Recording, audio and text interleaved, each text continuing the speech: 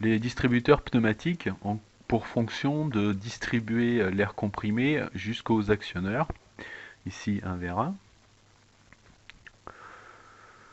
Ils sont constitués d'un coulisseau ou d'un tiroir qui se déplace dans le corps du distributeur et permet ainsi d'ouvrir ou fermer des orifices et ainsi piloter les différents actionneurs. On peut voir ici la représentation schématique des distributeurs. Vous en avez de plusieurs sortes, avec 2, 3, 4, 5 orifices. Les orifices, c'est les entrées et les sorties d'air dans le distributeur. Donc ici sont notés 1, 2, donc là ici on a 2. Donc dans ce distributeur il y en a 3, dans celui-ci 4 et dans celui-là 5. Donc ça c'est pour les orifices et vous avez deux ou trois positions possibles, donc 2 ou 3 tiroirs possibles.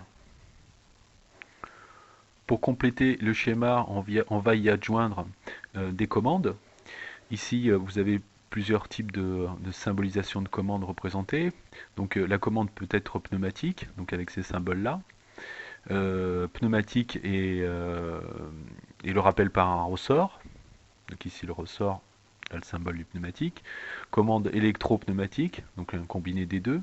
Ou une commande uniquement électrique à l'aide de bobines. Il existe d'autres types de commandes, un peu comme vous pouvez le voir sur ce tableau.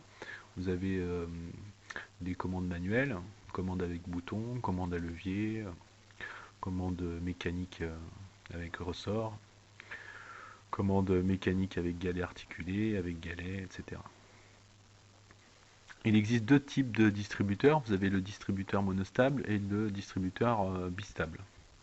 Dans le distributeur monostable, il n'y a qu'une seule position stable, c'est-à-dire que le distributeur possède un ressort de rappel qui ramène systématiquement le dispositif dans sa position initiale dès que le signal de commande ou l'activation est interrompu. Donc on va commencer par voir un distributeur 3-2 monostable avec son symbole.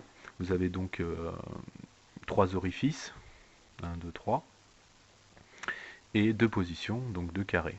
Il est actionné celui-ci manuellement, par un bouton, et le rappel se fait par un ressort. Une petite animation en point GIF qui permet de voir un peu mieux comment fonctionne ce distributeur. Donc en position repos, le distributeur, la tige du vérin est rentrée. Lorsqu'on appuie sur le bouton du distributeur, l'air sous pression passe par ici. Donc là vous voyez position repos. Il passe par ici et il pousse le piston et donc la tige du vérin sort. Comme il s'agit d'un dessin en point GIF, je ne peux pas arrêter l'animation pour faire une explication pas à pas. Mais si vous observez bien, vous voyez que lorsque le ressort est détendu, donc en position repos, l'air ne passe pas ici. Lorsqu'on appuie sur le bouton, l'air passe ici et remplit la chambre du vérin. Lorsque l'on arrête d'appuyer, le ressort prend sa position normale. L'air ne passe plus, n'entre plus. Par contre, l'air peut sortir de la chambre ici du vérin et être évacué par cette sortie là, sous l'action du ressort du vérin.